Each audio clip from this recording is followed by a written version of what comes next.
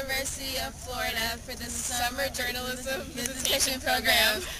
To learn how to preserve wildlife and manage invasive species. Hi, my name is Andrea Zabala, and I want to be a journalist because I want to help society become more knowledgeable about the world that they live in. Hi, my name is Bea. I want to be a journalist because I want to inform the world about what's going on. My name is Melissa Oliver, and I want to be a journalist because I like to reach out to people and inform them about what's going on. Lake Alice.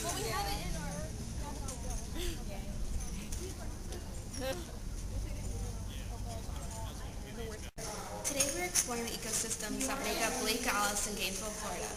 Dr. Steve Johnson defines invasive species for us.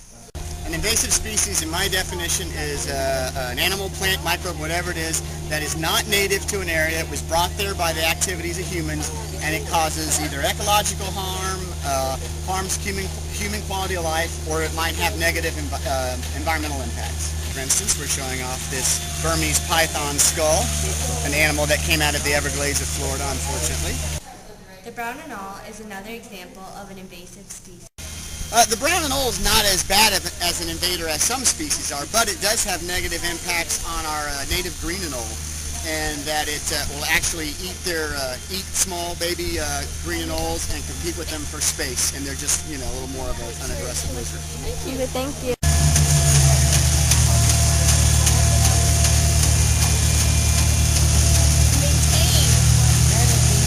So, what is your name and what do you do? My name is Bill Haller, and I'm on the faculty at the University of Florida. I'm a professor in the agronomy department, and specifically work in the area of weed science.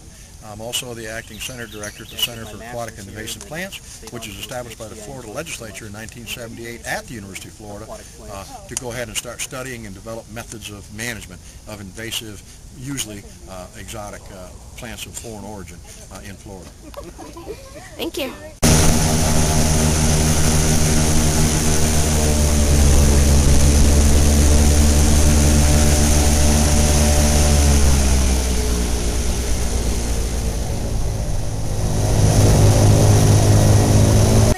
In its natural and healthy state, this is exactly what Lake Alice is supposed to look like. Cool.